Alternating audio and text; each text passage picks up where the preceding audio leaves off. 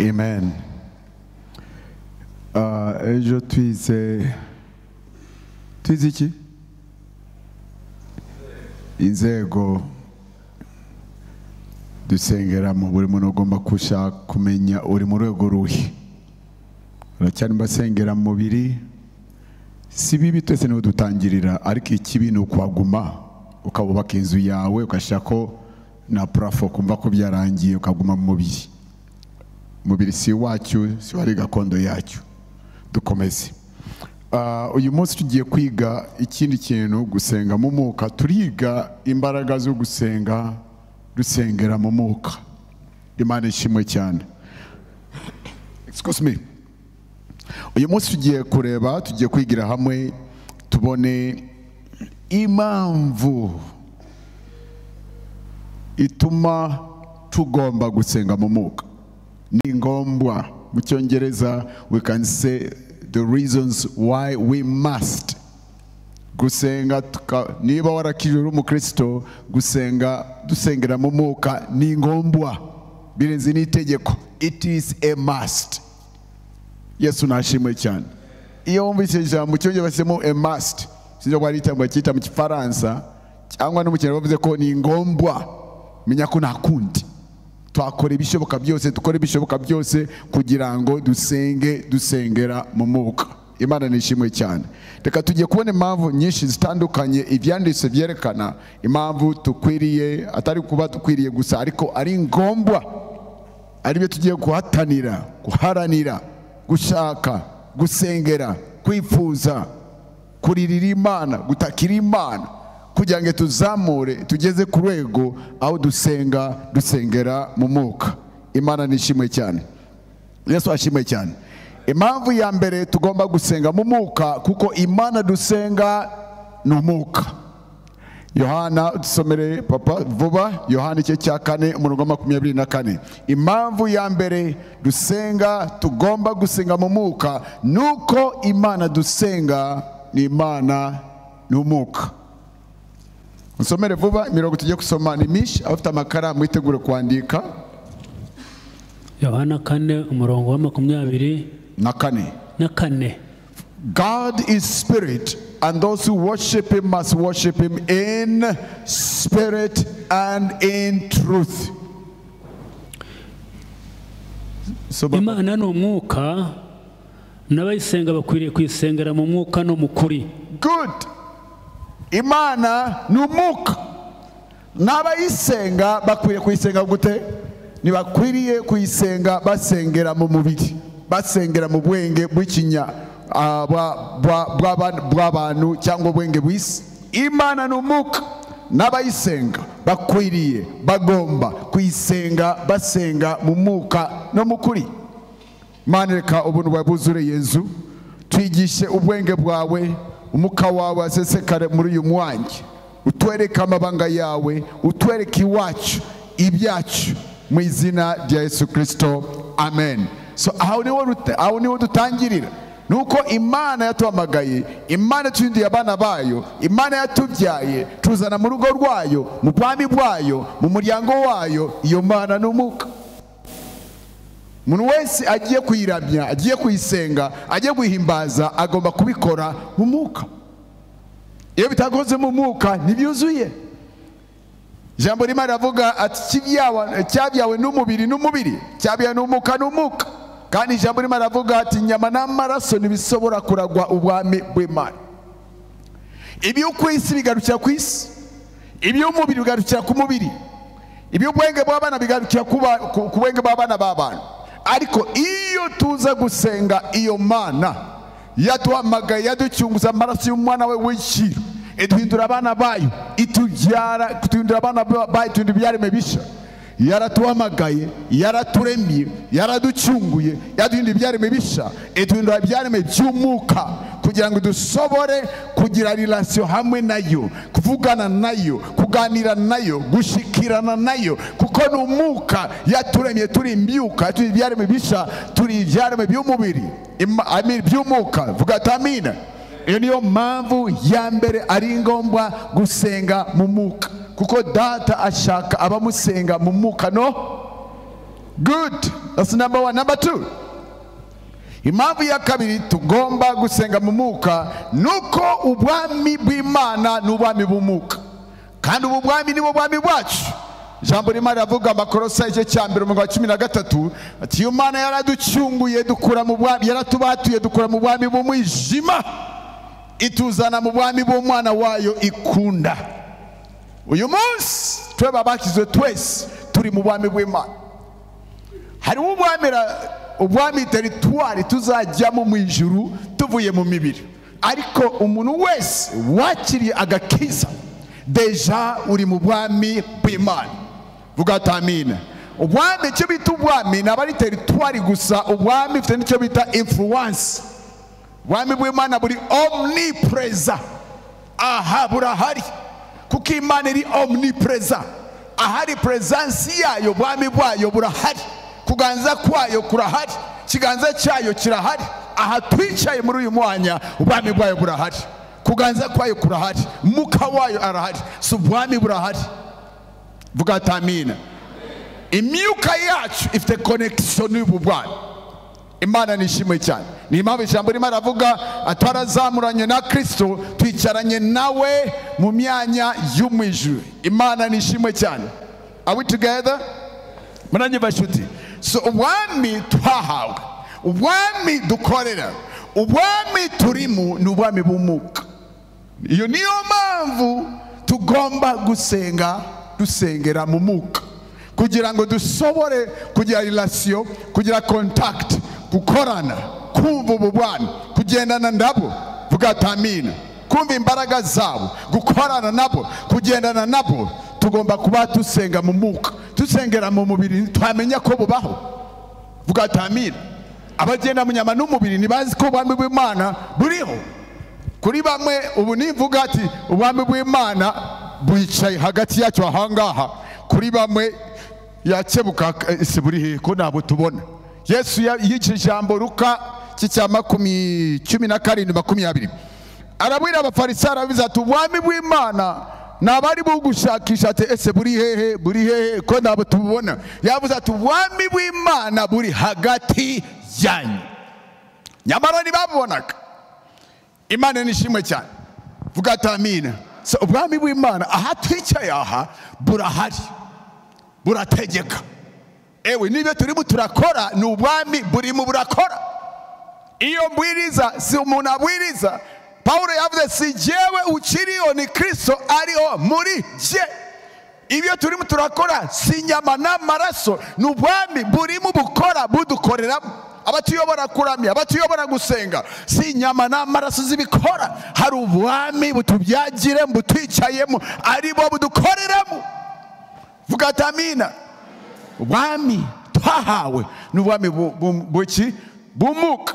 So bidusaba kujya ku rundi rwego rwo gusengera mu mwuka, tushingire ubu bwami, tumenye ubu bwami, tubone uko bukora, tugendane nabo, dukorane nabo, tububemo butubemo. Vuga ati amina. Hallelujah. Makomere Imana mu mashi. Hallelujah. Hey, impamvu ya gatatu tugomba ari ngomba gusenga mu mwuka nuko imigisha yacu yose dushaka nk'abana b'Imana yose iri mu buryo bw'umwuka. Yose ni imigisha y'umwuka. Abefeso igice cya 1:3 ati iyo Mana ari se umwami wacu Yesu Kristo ishimwe ko ariyo yaduhaye imigisha yose yo mu buryo bw'umwuka. She has blessed us with every spiritual blessing in heavenly places. Ni imigisha y'umwuka kandi iri mu bwami bw'umwuka.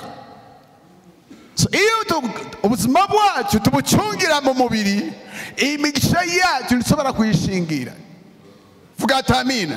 Reka nkubwire nibyo ibintu byose ukeneye muri ubu buzima byabindi ijambo rimara vuga ati Umwuka Wera adusabira uko Imana igira gute uko ishaka. Ibyo adusabira byose biri mu isi y'umwuka, kuko mu mwuka niyo gakondo yacu.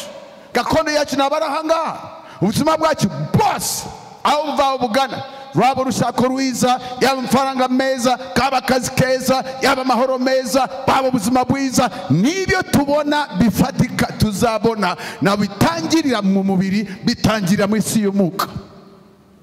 Tugatamira ibi ubuzima bwacu byose byaba bifatika byaba by'umubiri byaba by'umubwenge byaba by'umwuka, whatever it is, byose bitangira mu isi y'umwuka niyo bibitse. Tugatamira. So iyo dusengera mu mubiri ntidushobora kubishingira, nshobora kubikoraho, nshobora kubimenya, nshobora kubyumva. Jambo rimwe rivuga ati nyamara ab'umubiri ntibashobora kwakira ibintu umwuka atanga, kuko kuba inyama n'umubiri ni ubupfafa. Iyo ubuzima bwacu bucungiye mu mubiri gusa, iby'umwuka kuri twe bihinduka ubuswa, iby'umwuka bihindura ubupfafa. Hanyuma tukiruka mu mubiri tukabishaka. Abandi turakura imbise gahera ku mitwe yacu utarabibona, nyamara araho biri kandi byose. Tugatamina. Ni mpamvu ari ngombwa gusenga mu mwuka, kugira ngo shingira amasezerano yawe, kugira ngo gere ku mugambi w'Imana ku buzima bwawe, kugira ngo umenye icyo Imana yakuremeye gukora, kugira ngo Imana ikwereke uwo yakuremeye kubakana nawe. Tugatamina. Samatayi tubone mbere yacu yariyo yose, no, we yakugeneye kugira ngo muzabane n'abari babandi tubona mu mihanda ari imbere y'Imana. Tugatamina. Ubuzima bwacu kuva kuri A kugera kuri Z bose Imana bupanze kera, ariko nitwabushakira mu mihanda no mu mubiri ahangaha ni mu isi y'umwuka niyo buri. Tugatamina. Yesu nashimwe cyane. Ni mpamvu ari ngombwa gusenga mu mwuka. Yesu nashimwe cyane. Number 3, iki ni cyakane. Good. Ikindi tubona mu byanditswe byera, ab'umwuka bonyine. Vuga ati ab'umwuka bonyine. Ab'umwuka bonyine nibo bonyine bashobora kwakira ibintu by'umwuka. Babasomere Abakorino ba mbere 2:14. Abakorino ba mbere 2:14. Ab'umwuka bonyine nibo bonyine bashobora kwakira ibyo tuvuga: imigisha, amasezerano, destiny, imihamagaro, imbaraga, amavuta, ubwenge bw'umwuka. Somere. Ariko umuntu wa kamere ntiyemera iby'umwuka w'Imana. Icyo nicyo cya mbere, kuko ari ubupfu kuri we. Akaba atabasha kubimenya, kuko bisobanurwa mu buryo bw'umwuka. Amen. Imana nishimwe cyane. Ab'umwuka bonyine. Tunuka gutaba umwuka, ubuzima bukwinduka abanyamuka tubutangira mu gusengera mu mwuka. Imana ishimwe cyane. Ab'umwuka bonyine nibo bonyine bashobora kwakira ibintu umwuka atanga. Iyo abantu bakigendera mu mubiri, ni impamvu pastor hari ibintu bimwe by'agaciro biba mu itorero ugasanga n'ibyo abakristo basuzugura. Wavuga jeni ati ni ugukabya, wavuga ati Bibiliya ati iki gitabo nacyo uragisoma. Abandi bavuze ati iki gitabo muzajye mugitondera. Muranyumva shuti? Bavuga ati umunsi kusoma ijambo tumva n'agaciro tubihaye, ugasanga ibintu byose by'umwuka kuri benshi tubigiza hirya n'agaciro kabyo tubona. Impamvu ubuzima bwacu buracyabucyungiye mu mubiri. Turacyari kwa wundi twavuze wa mbere, asengera mu mubiri, atekereza mu mubiri, ubuzima bwo bwose abucyungira ku ntekerezo z'abantu n'ibitekerezo bya kinyamubiri bya kinyamuntu, aho niho ubuzima bwe bwose bugarukiye. Iby'umwuka byose kuri we na sansi bitanga, na sansi bitanga. Impamvu kuko we ni umubiri kandi bituvuga ni umwuka. Kuvanga umwuka n'umubiri n'ibivanga. Nibya bindi tusoma muri Daniel 2 ati ibumba rivanze n'icyuma nibikunda. Imana ishimwe cyane. Ni ngombwa turenge ubuzima bwo kugera mu mubiri bw'ubwenge bwa kimuntu. Ubwenge bw'umuntu simvuze ko ari bubi, ni bwiza kubirebana n'umubiri.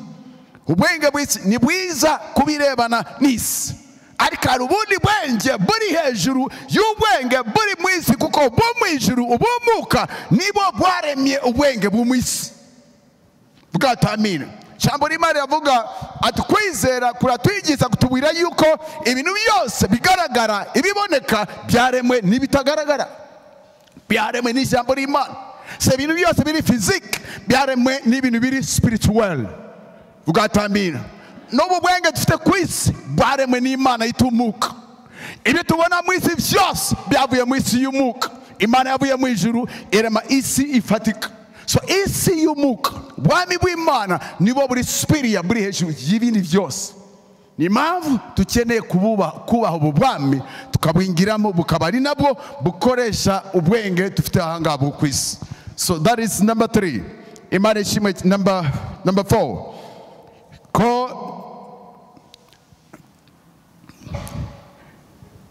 Thank you, Holy Spirit. Impamvu tugomba gusenga mu mwuka nuko abanyamuka bonyine nibo bashobora gushingira ibintu by'umwuka. Icya gatanu. The reason why we must pray in the Spirit, God's wisdom is spiritual. And only spiritual people can access it. Ini mpamvu nuko ubwenge bw'Imana n'umwuka. Abanyamuka banyine ni basaba gushingira ubundi bwenge burenze ubwenge bw'isi, burenze ubwenge bwa kimuntu, burenze ubwenge butukura amashuri, burenze ubwenge tuzi bugenga iyi si. Hari ubundi bwenge buri hejuru y'ubwenge bwose buri mu isi, ariko ubu bwenge ni ubwenge bw'umwuka kuva ku Mana y'umwuka. Ababushingira, ababugeraho, ababugenderamo, ababumenya bakabukoreramo bukabakoreramo n'abakristo b'umwuka. Tusomera umurongo wa 13 aho wari usomye. Aho kabisa 13. Thank you, Holy Spirit. 13. Ari byo tuvuga ariko ntitubivugisha amagambo akomoka mu bwenge bw'abantu. Ntitubivugisha ubwenge bukomoka muki?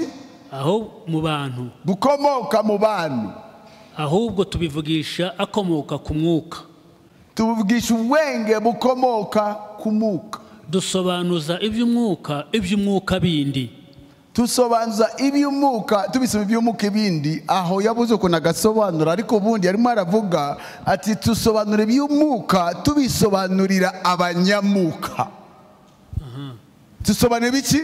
Iby'umwuka ariko ntitwabisobanurira abanyamubiri kuko kuri bo n'ubufafa, kuri bo n'ubuswa.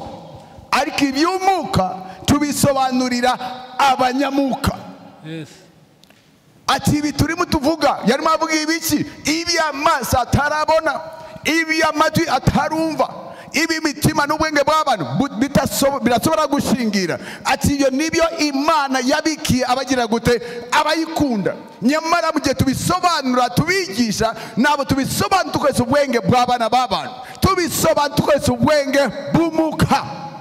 Kandi nabo tubisobanurira bose tubisobanurira abanyamuka. Iby'umwuka tubigisha abanyamuka, iby'umwuka tubisobanurira abanyamuka. Semena amen.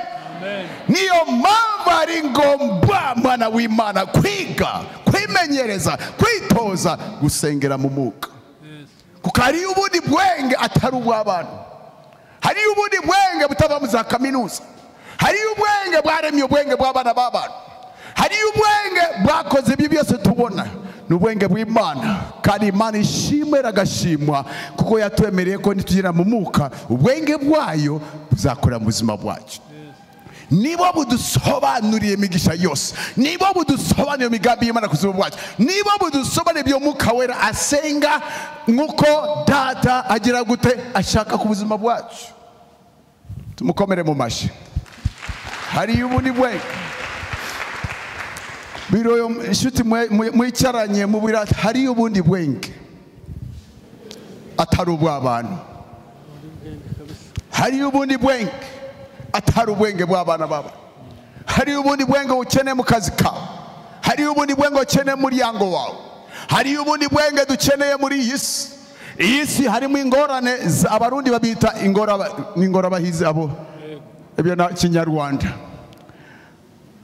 abarundi bita binanira abahinga, binanira abahinga, abahinga n'abahanga.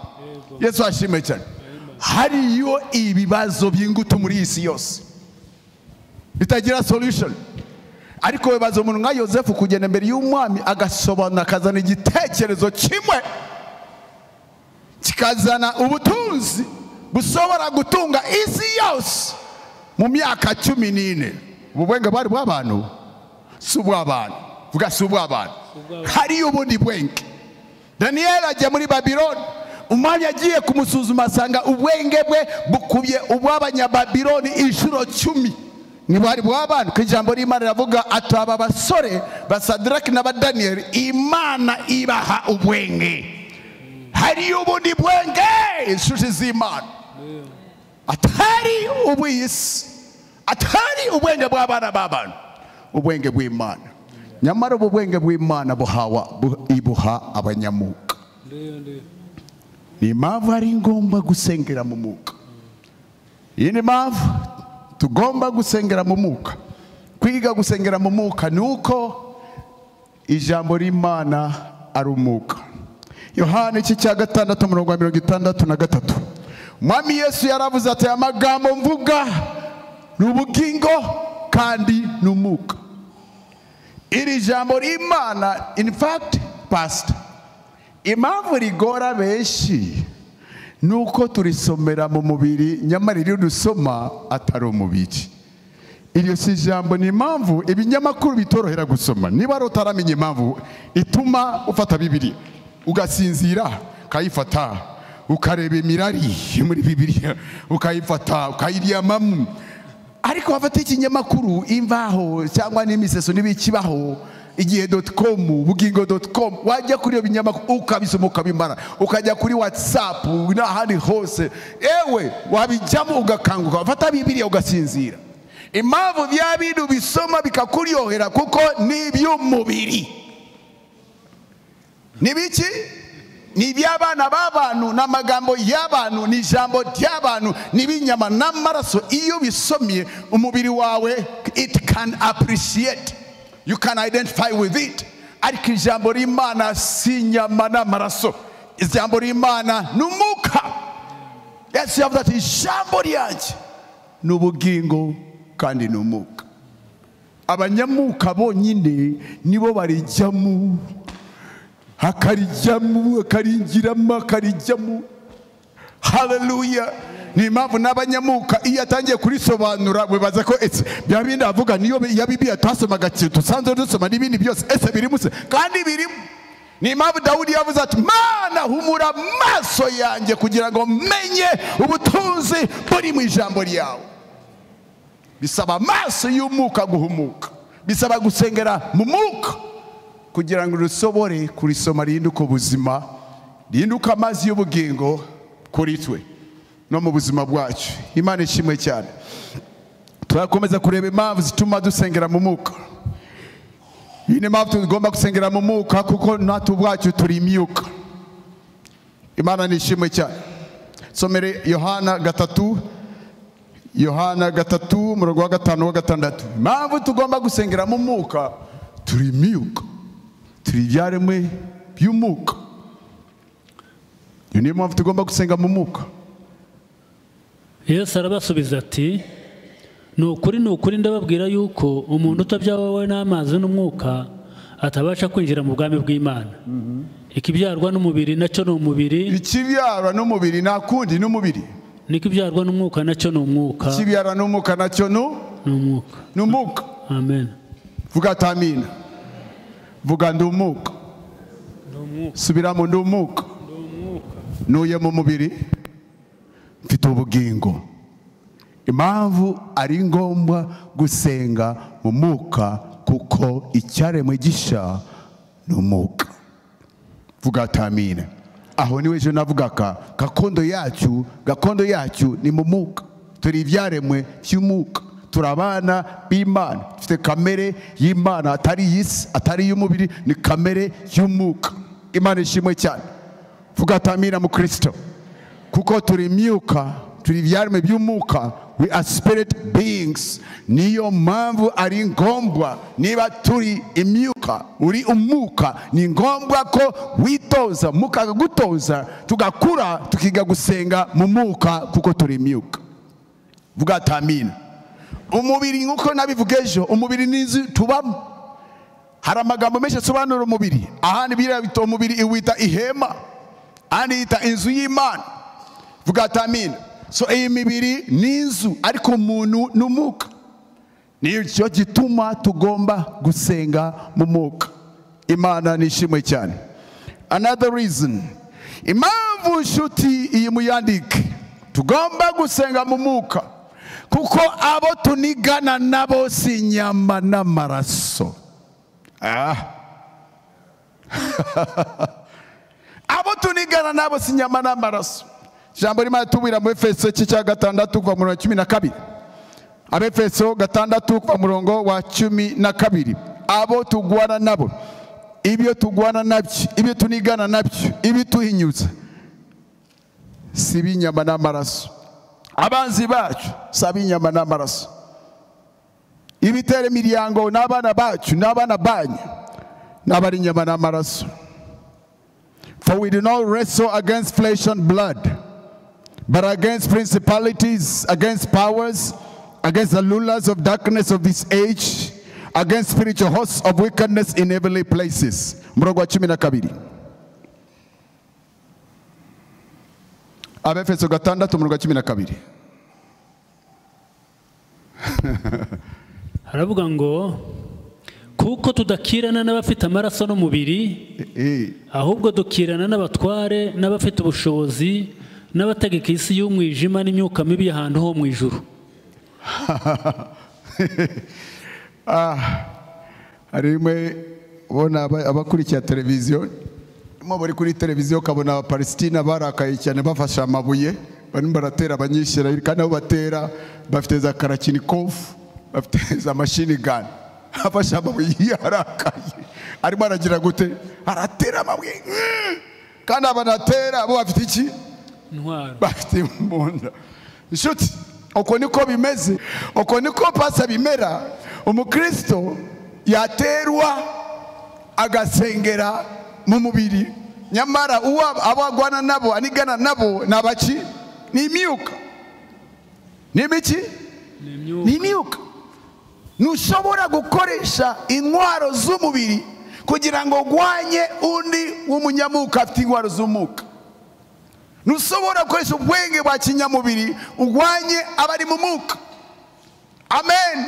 Impamvu ari ngombwa ko itorero dukeneye gukura, tukarekera kuba abana bato, tugakura, tugakomera, tugatozwa. Umwuka Wera akatwigiza, akanadutoza, akatubera mu coach, akadontrina, akatwigiza gusenga mu mwuka, kuko tufite abatugwanya, tufite abanzi.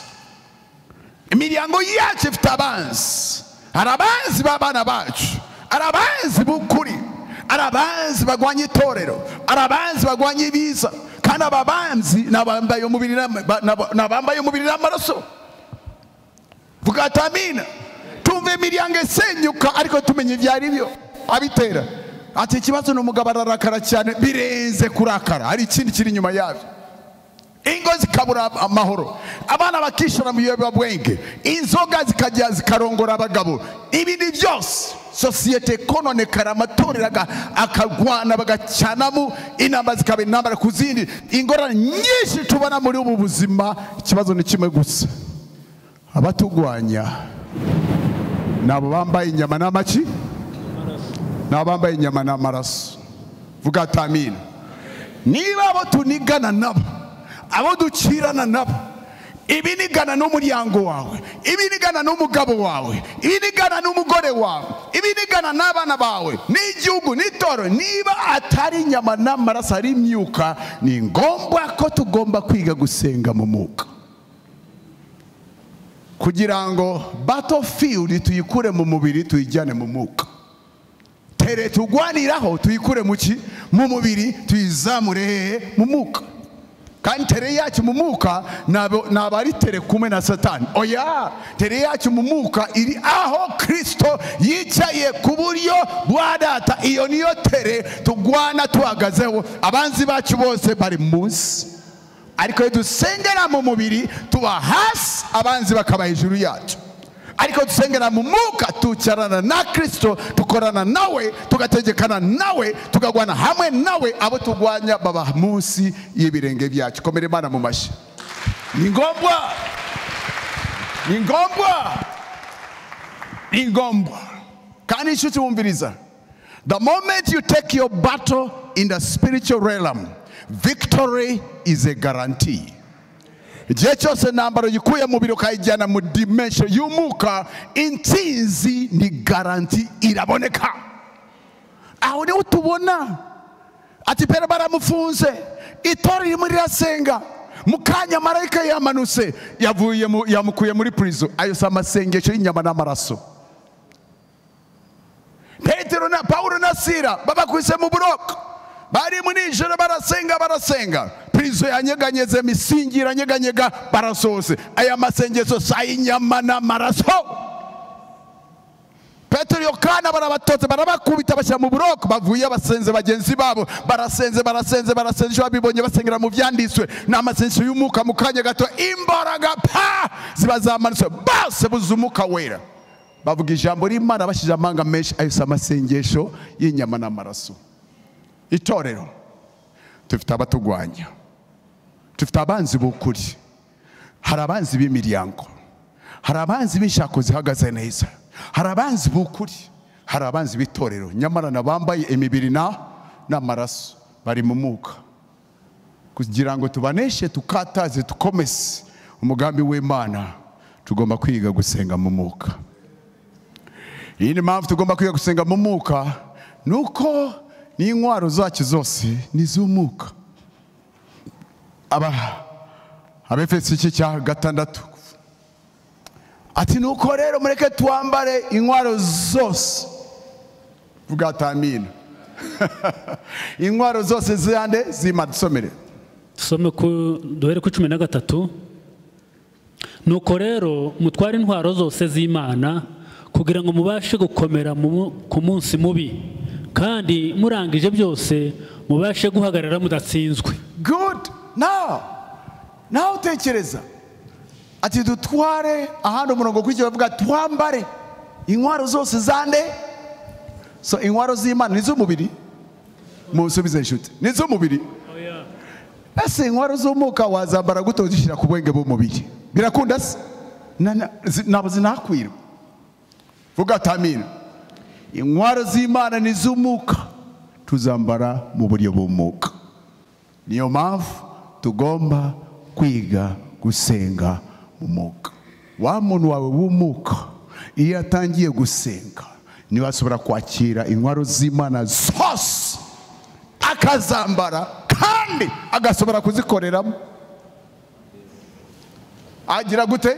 Akazitwaza zose, akazikorera zose, akazama zikamukwira, kuko n'umwuka, n'Imana n'umwuka, n'intwaro z'Imana zose n'umwuka. Yasobora kuzambara neza bie, anyuma agatera umwanzi agasobora gusigara ahagaze.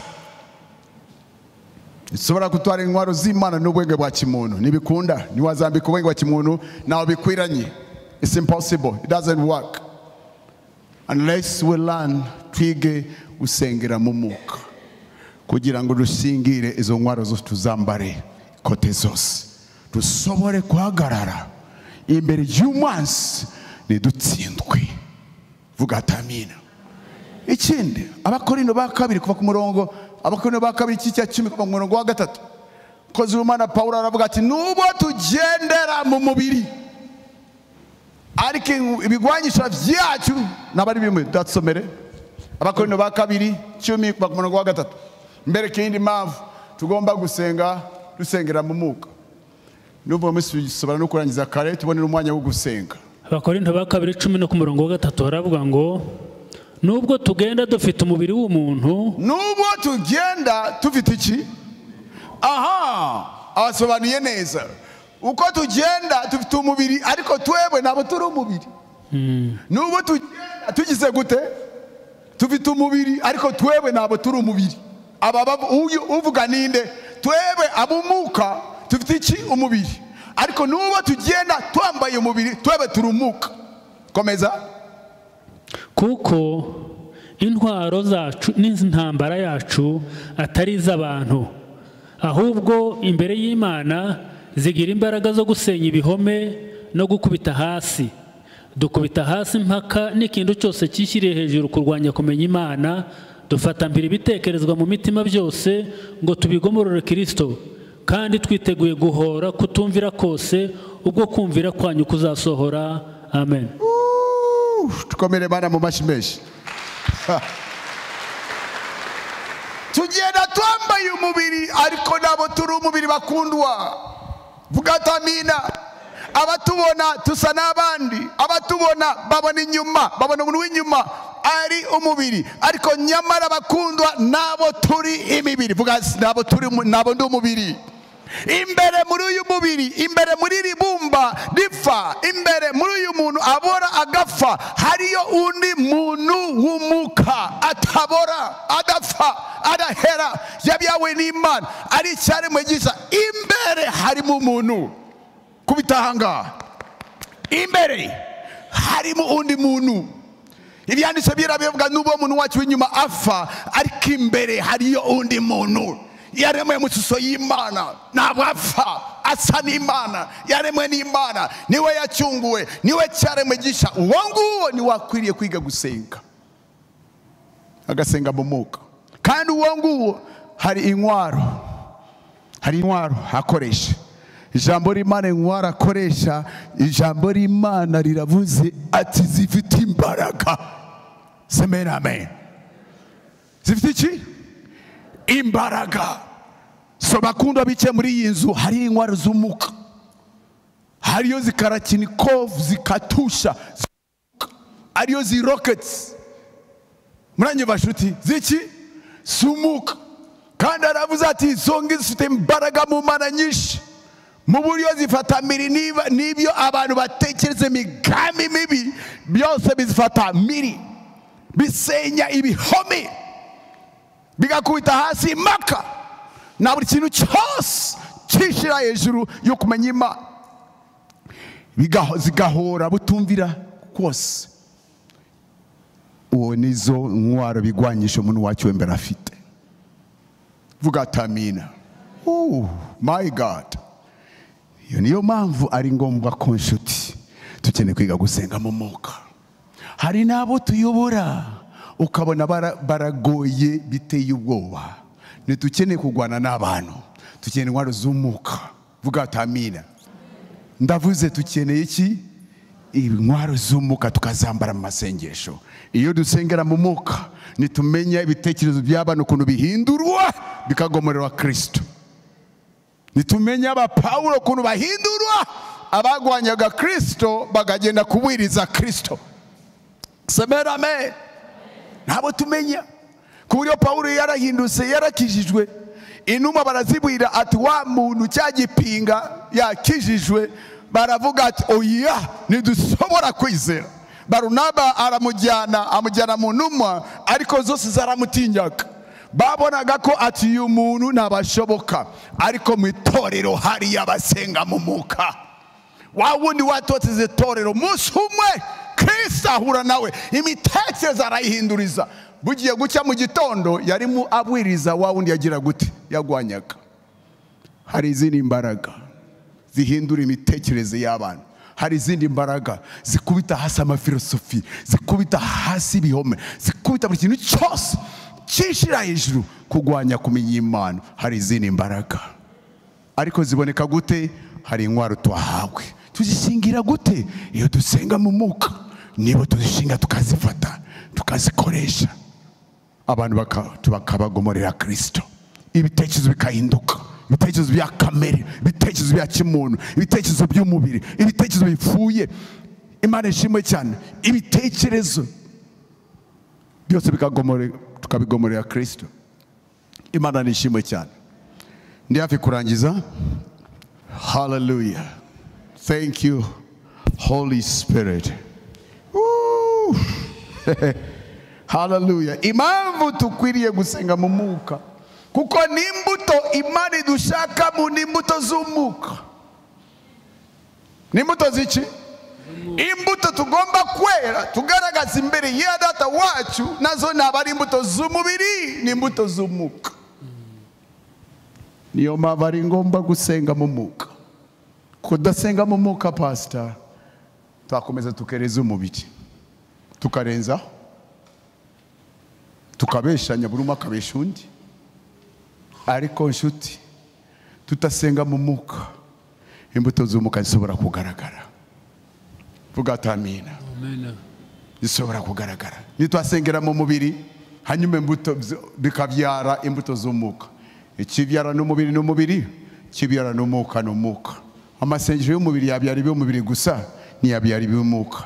Gusenga mu mwuka nshuti niyo bitangira kuzana mu buzima bwacu kwera imbuto z'umwuka. Ikindi impamvu dusenga mu mwuka, kuko ni impano zigomba kudukoreramo, nazo ni impano z'iki? Musubize bakundwa. Z'umwuka. Nazo ni impano z'umwuka, zo gukiza abagwayi, z'ijambo ry'ubumenyi, z'ijambo ry'ubwenge, profesi. Izi impano zose ni z'umwuka, ntizishobora guhabwa inyama n'amaraso. Impossible. Ntizishobora gukorera mu nyama n'amaraso. Ni impano z'umwuka. I mean, yes, ni impano z'umwuka. They are gifts of the Spirit. Gusengera mu mwuka byonyine nibyo bitugeza muri pozisiyo zacira neza, tukazikoresha neza. Amen, amen. Ni impano dukoreramo, ni impano z'umwuka. Abasenga mu mwuka niyo bashobora kuzakira. Reka turangize kuri iki, tubone umwanya wo gusenga. Lastly, impamvu tugomba gusenga mu mwuka, kuko n'umurimo w'Imana dukora n'umurimo w'umwuka. The ministry we are called to do is a ministry of the Spirit. Tusomere vuba murongo wa nyuma, Abakorino ba kabiri gatatu, Abakorino ba kabiri gatatu murongo wa 5 no murongo wa 6. Thank you, Holy Spirit. Abakorino ba kabiri gatatu 5. Suko twihagije ubwacu, nabo tuyagije, ngo dutekereze ikintu cyose nkaho ari twe cyaturutseho, ahubwo tubashishwa n'Imana. Niyo yatubashishije kuba ababwiriza b'isezerano rishya, bataraba inyuguti, ahubwo n'ab'umwuka. Aha, yaduhinduye abakozi b'isezerano rishya, atari abakozi, atari ibinyuguti, ariko ari iki? Arab'umwuka.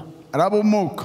Kuko inyuguti yicisha, naho umwuka uhesha ubugingo. Amen. Amen. Ijambo rimwe riravuga ati Imana ari yatuhamagaye kandi ari Imana itubashisha kuba abakozi b'isezerano rishya, atari abakozi bavuga inyuguti gusa, bavuga indome gusa. Yesu ashimwe cyane. Ariko yaduhinduye abakozi badatanga just amagambo yumye, ariko yaduhinduye abakozi b'umwuka. Vuga ati amen. So umurimo twahamagariwe gukora, abasenzi, abaririmbi, igikorwa cyose dukora cyaba kiri no mu buryo bugaragara, sosiyali, kugenda mu bitaro tureba abagwayi, gusura abababaye n'abandi bose, umurimo twahamagariwe gukora nk'itorero ni umurimo w'umwuka.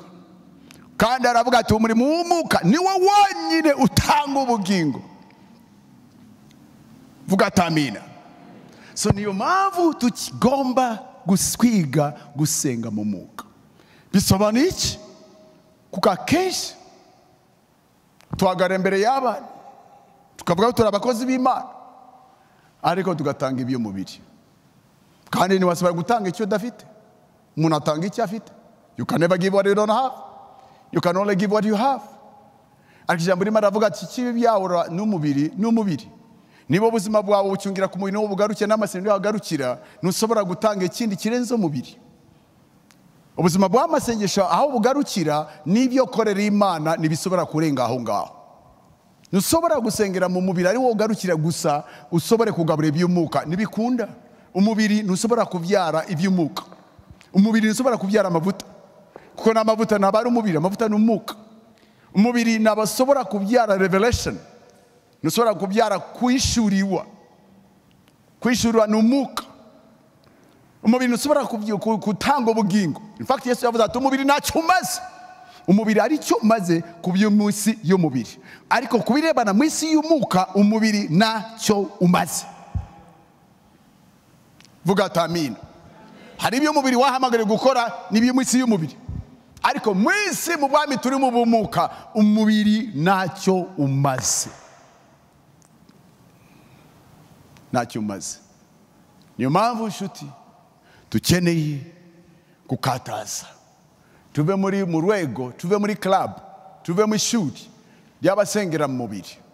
Rwose dukeneye kwikubita agashyi, dukeneye kwigaya, tuvuge no. Iyo materineri tugomba kuyivamo, twambuke tukataze, tujye iwacu, tujye mu gakondo yacu. Turi imyuka, Imana ni umwuka, gusenga ni umwuka. Imana dushaka gukora mu buzima bwacu ni iz'umwuka. Imbuto tugomba kwera ni iz'umwuka. Umwuka dukoramo ni umwuka, natwe turi umwuka. Ubwami turimo ni umwuka, ijambo ni umwuka, imiso hamagaye utanga ni imiso y'umwuka, abo tugwana nabo ni umwuka, intwaro zacu n'ibigwanisha byose ni iby'umwuka. Bidusaba iki? Kwiga gusenga mu mwuka. Tugiye gufata iminota dusenge. Ariko nshuti, sinzi ukuntu usobora gusobanura ikintu ndimo ndavuga, kuko nshuti uyu munsi ikibazo dutunze si uko itorero ryabuze abakristo, ariko itorero ryuzuye abakristo b'umubiri, ryabuze abakristo b'umwuka. Ijambo rimwe aravuze ati ab'umubiri basobora kwakira iby'umwuka. Na niyo mpamvu pastor reka nkubwire, itorero dufite ubukene bukabije. Nabo dukenye intebe, nabo dukeneye izo sentire zo gucuranga. Itorero nabo dukenye n'abantu baza mu itorero, nabo dukenye aho tubaka n'ibyo dukora. Ibyo mubiri byose by'uko isi byose pastor turabitunze, ariko dufite ubukene bukabije mu itorero. N'ubukene buhe? Nuko mu mwuka turakenye. Impano z'umwuka ziruzuye mu ijuru, ariko zibuza abagira gute? Abazakira. Zibuza ab'umwuka asobora kuziha, kuko bose bari mu mubiri. Imbuto z'umwuka zirahari, ariko abuza abo yaziha, kuko twese turi mu mubiri. Hari ubutunzi butagira akagero mu bwami bwacu, ariko bukene buteye ubwoba mu itorero. Ubukene buteye ubwoba miryango y'abakristo. Ubukene bukabije buri mu itorero. Na niyo mpamvu tuba mu isi and we are no longer relevant in the world. Tukaba mu isi mu bihugu byacu ugasanga itorero nta mumaro tukigira gute, tukigaragaza imbere y'isi. Kuko reka nkubwire, umumaro w'u Rwanda ni ibintu by'umwihariko Imana yahaye abanyarwanda dusobora kwerekana tugatanga tukaba abanyamahanga. Bugatamina. Umumaro wa Tanzania ni ubutunzi kamere Imana yabahaye basobora gutanga kujya mu yandi mahanga. Akamaro kawe ni ubutunzi Imana yaguhaye usobora guha abandi. Usobora kuba uri umuganga ukatanga ukabana ubuzima, uwo ni umumaro wawe. Usobora kuba uri umwarimu murezi ugatanga ubwenge ukarera abana b'abanyarwanda, uwo ni umumaro wawe. Ikibazo, umumaro w'itorero ni uwuhe? Ni ukuzuza amatorero. Umumaro w'itorero mu isi mu Rwanda ni uwuhe? Natwe tukora ibyo abandi bakora, nta mumaro. Iby'umubiri n'abandi batafite n'umwuka batazi n'Imana byose babikora. Izi nyubako bazubaka ntibakeneye umwuka, izi ntebe bazigura n'imodoka bazigura ntabikeneye umwuka. Hari ikindi itorero tugomba kuzana mu isi abandi bose baba mu isi badashobora gutanga. Icyo nicyo Modekai yatanze, icyo nicyo Nehemiya yatanze, icyo nicyo Daniyeli yatanze, icyo nicyo Yosefu yatanze mu gihe cye. Iyo itorero tutagaragaza umwihariko wacu, icyo dutunze itorero abandi badashobora kuba batunze, tuba tubuze umumaro wacu. We become irrelevant and insignificant. Byanditse biravuga iyo umunyu utakaje uburyohe bigenza gute? Bazugunya hanze abantu bose bakagira gute? Nicyo gituma itorero iyi minsi umuntu wecu n'abasinzi bararibasira bakagira gute? Bakajya munsi y'ibirenge byabo. N'abamaraya, n'abicanyi, anyone yafata itorero akarivuga ibyo ashaka akarikora icyo ashaka, twatakaje umumaro. Muzi impamvu? Niturajya muri gakondo yacu, twakira imbaraga zacu, twakira intwaro zacu, twakira ubutunzi bwacu, twakira amavuta yacu, twakira ubwenge butagira akagero kugira ngo tubukoreshe gufasha abari mu isi. Icyo nicyo nshaka dusengera ku mugoroba. Sinzi umutwaro ufite mu buzima bwawe, ariko njye mfite umutwaro mu mutima wanjye. Mfite umutwaro ukomeye mu mutima wanjye, kubona ko umusanzu wacu nuragaragara bikwiriye mu Rwanda. Kuza tugaterana ahangaha mu banyarwanda bibabuye, ntacyo bigize gute? Hagomba kuba hari ikindi kirenze guterana, kuko n'ayandi madini batazi n'agakiza nabo baragira gute? Baraterana. N'abasinzi ubu ngo bateranye ku kabiyeri, barateranye. Hagomba kuba hari ikintu cy'umwihariko. Ibyo ngibe tuvuga gusengera mu mwuka, tugashingira ubutunzi buva mu ijuru. Reka ubwami wabuze, ibyo ushaka bikorewe mu isi uko bikora mu ijuru. Tugomba kuba hari ubutunzi gakondo buva iwacu, tukabuzana, tukazana amahoro. Kwabuze amahoro muri ibi bihe turimo, dufite bene wacu babuze ababo. Ahangaha ni itorero ryakabaye kuba tufatiye igihugu cyose impande zose. Impamvu kuko niwe dushobora gutanga ihumure iriyo Uwiteka yaduhaye. Niwe dushobora gutanga consolation, niwe dushobora gutanga urukundo nyarwo. Hari ibintu leta itakabaye ikirwana nabo kubigwanya. Za mayibobo ku mihanda, nk'uwo indaya, nk'uwo abatsinzi, nk'uwo ibiyobyabwenge, urubyiruko ronenekaye, violence mu miryango. Ito twakuvuga ko ivyo leta genda mubaka imihanda, ibyo ni biki? Ibyacu. Tubifitiye ubushobozi, dufite umuti uhagije. Ushobora gukiza imiryango, ushobora gutunganya urubyiruko, ushobora gutunganya abakobwa, ntibasubire gutwara amada bakayakuramo atageze. Hari ibyo dushobora guhinda mu gihugu cyacu. Ariko iyo dusengera mu mubiri, ntacyo duhindura, nta n'icyo tumaze. I tell you the truth. Relevance. Ndasaba tubaguruke. Fata n'amaboko yacu.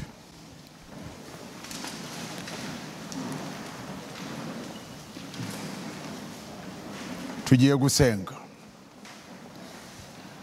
Iyo niyo mpamvu tugomba gusenga mu mwuka, kugira ngo dushingire imbaraga zacu, dushingire ubutunzi bwacu, dushingire ubwenge n'ubuhanga. Ejo bundi umukozi w'Imana Pasaroni yarimo abivuga wa munsi akuri, aravuga ati hari ibibazo bingutu dufite mu Rwanda, twasenga ukajya mu mwuka, nijoro Imana ikakwisha formulaire imwe gusa, ikibazo kikakemuka, isi yose gahura kuza mu Rwanda kubera just one idea. Yosefu yabonye idea imwe vuye mu ijuru, isi yose irabohoka. Isi yose iragira gute? Irabohoka. Ubu butunzi burahari, ariko ntitwabushinga tusengera mu mubiri. Ndashaka uyu munsi usenge n'uburakari, uvuga ati Mana, ndambiwe kamere, ndambiwe ubuzima bw'umubiri, ndambiye kugenda nk'umukisi wa kamere, ndashaka gusingira gakondo yanjye mu Mana, mu isi y'umwuka. Dusengeranire mu izina rya Yesu Kristo. Blessed Father, in the name that's above every name, we stand before you today. Mana, turi imbere yawe uyu munsi, umenye ko uri Imana y'umwuka dusenga, kandi ushaka abagusenga mu mwuka no mu kuri. Uyu munsi umenye yuko nabo turi inyama n'amaraso. Uyu munsi umenye ko turi imyuka. Uyu munsi umenye yuko imbuto tugombaho ni imbuto z'umwuka. Uyu munsi umenye ko ubwenge dukeneye n'ubwenge bw'umwuka. Uyu munsi umenye ko ubutunzi nyabo bwacu ni ubutunzi buri mu mwuka. Uyu munsi umenye ko abanzi bacu nigana nabo si inyama n'amaraso n'umwuka. Uyu munsi umenye ko iministeri watuhamagariye gukora n'umurimo w'umwuka. Data, turasenga mu izina rya Yesu. Mana, tuhindure, hindura imitima yacu, hindura ibitekerezo byacu, hindura amaso yacu, udukura mu mubiri, utuzamure mu gakondo yacu mu izina rya Yesu.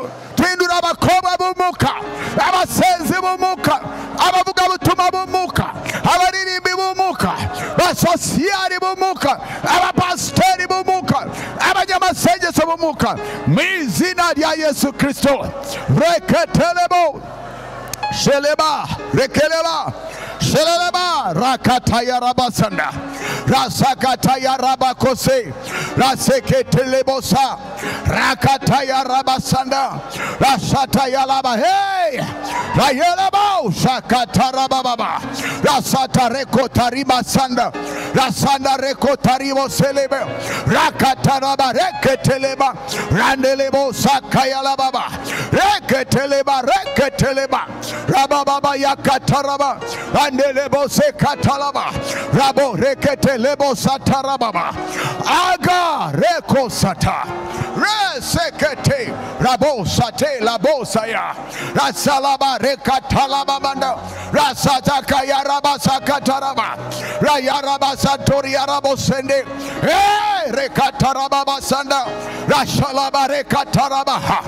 Awaken us, awaken us, awaken us, train us, empower us, strengthen us, lift us up, awaken us. Ramosa katela bosa yele bosanda. Rekataya la bose katalaba.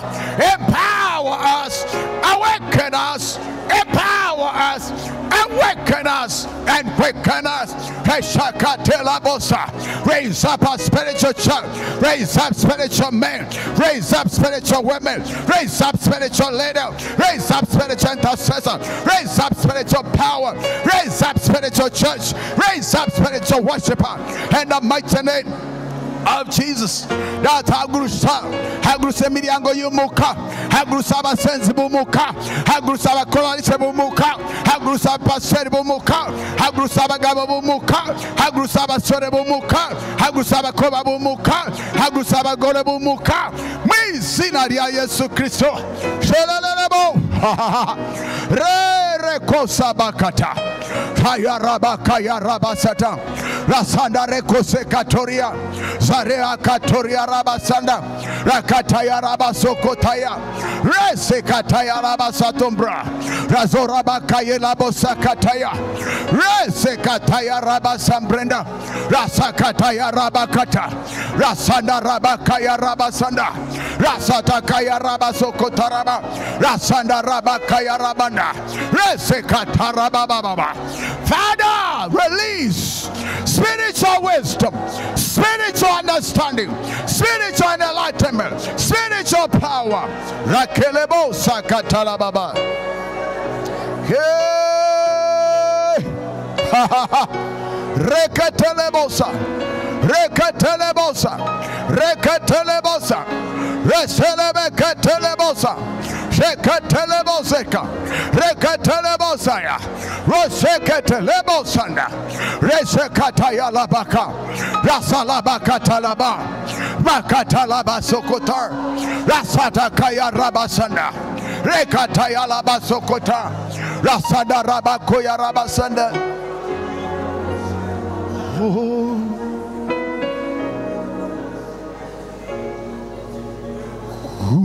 Wami wawebushe ibishaka byose bibe ngwino hembure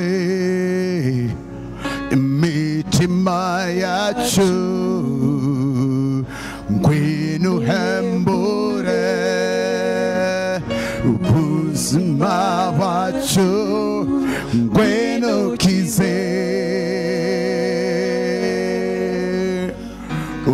Wami pawe bushe ibishaka byose bibe ngwino hembure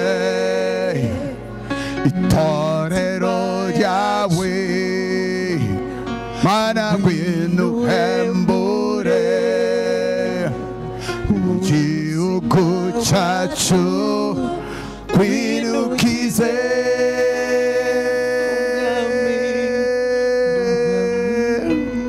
komere bana mu mashi